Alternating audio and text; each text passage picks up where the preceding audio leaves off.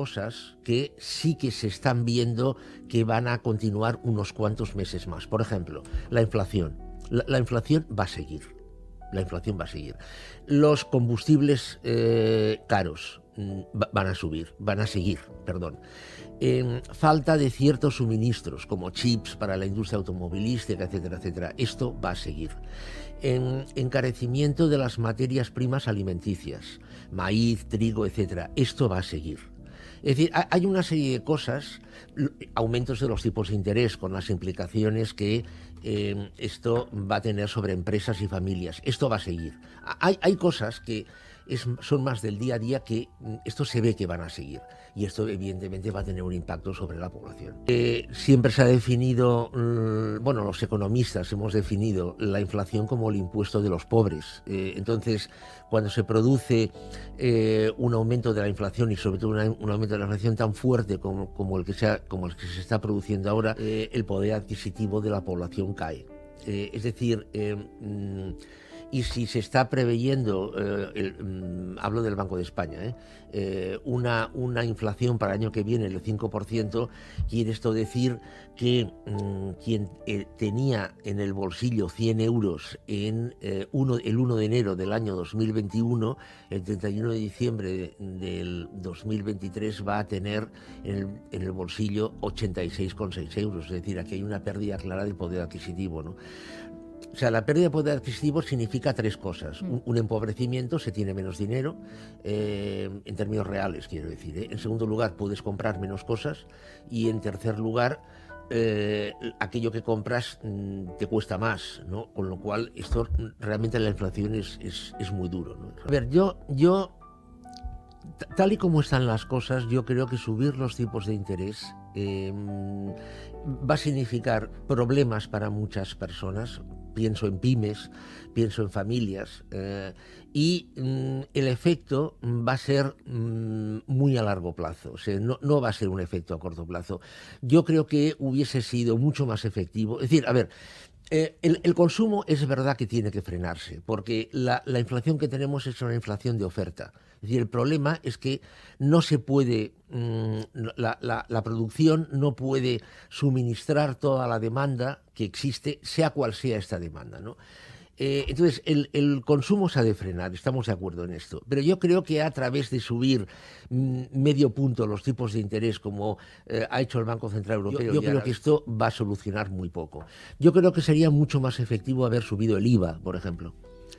Una subida del IVA hubiera implicado una reducción del consumo, que yo creo que es a donde se tiene que ir, pero por otro lado no hubiera significado una problemática en la financiación de empresas y de familias.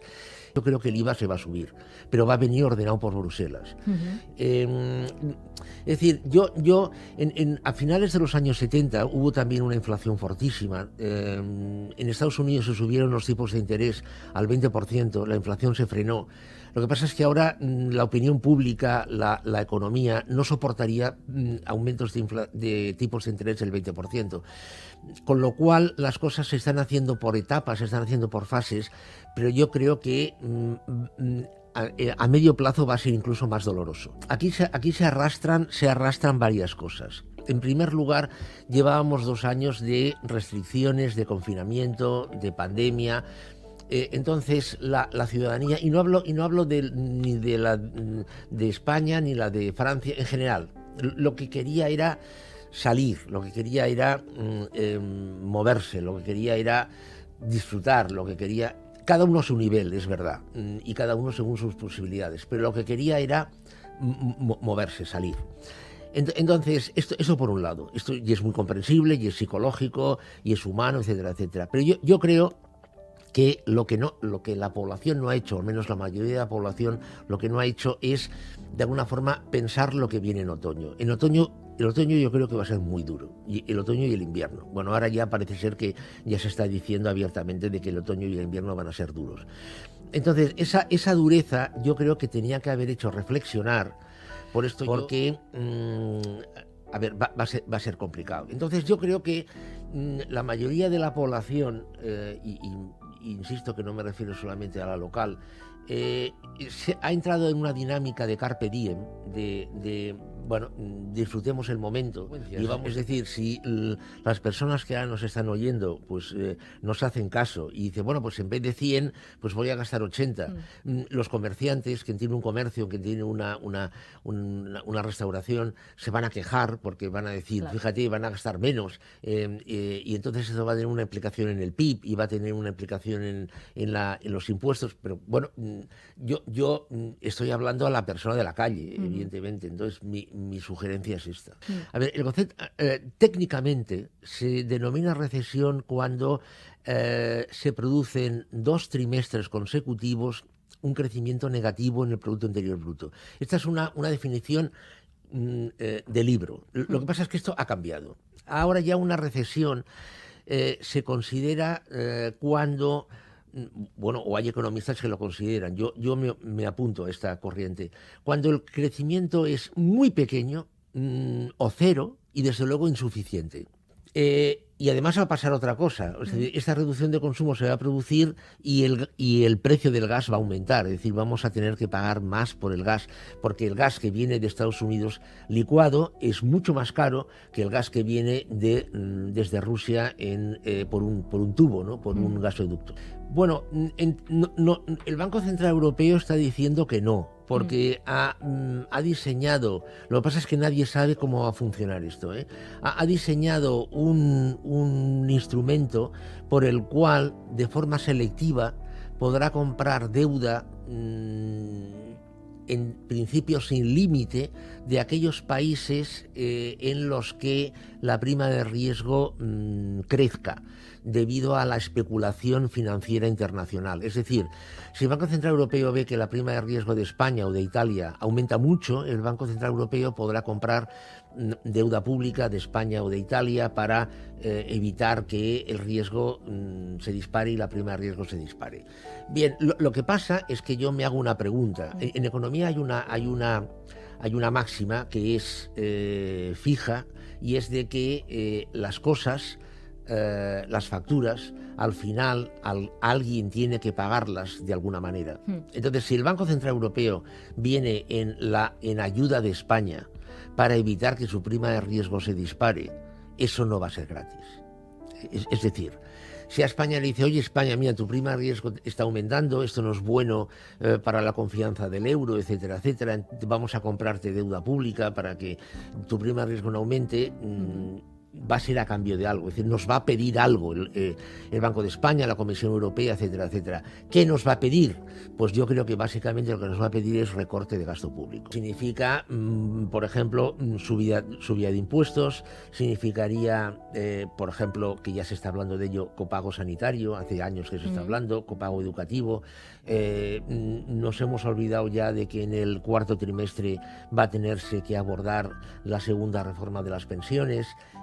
Bueno, va a significar, bueno, más, digamos, menos servicios o que habrá que pagar por servicios que ahora solamente se pagan en forma de impuestos. Pues yo creo que si no se evita de alguna forma que las eléctricas y la banca lo repercutan, al final lo vamos a pagar los consumidores de electricidad y los usuarios de la banca, porque lo que van a hacer las eléctricas y la banca es repercutirlo a los usuarios.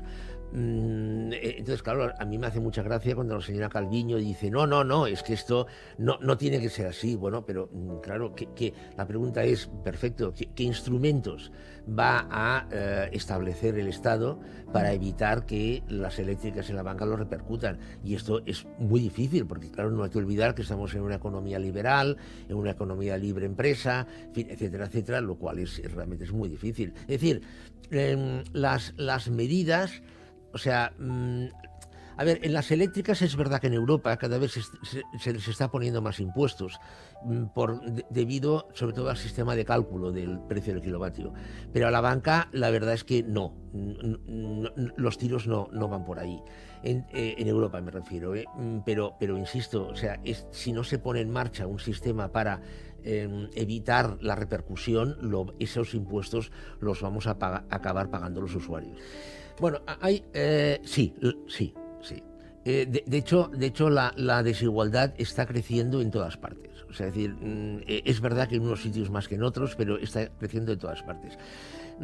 Tenemos que considerar, tenemos que tener en cuenta que la tecnología, por cada puesto de trabajo que crea, está destruyendo 7. Esto ya está pasando ahora. La tecnología cada vez va más. El virus, por ejemplo, ha sido un hiperacelerador de la tecnología. A medida que la tecnología se vaya expandiendo, como la tecnología en el fondo es capital, se va a producir, ya se está produciendo una concentración de capital. Esto significa una concentración de la riqueza, esto significa que la clase media se va adelgazando, esto significa una creciente desigualdad.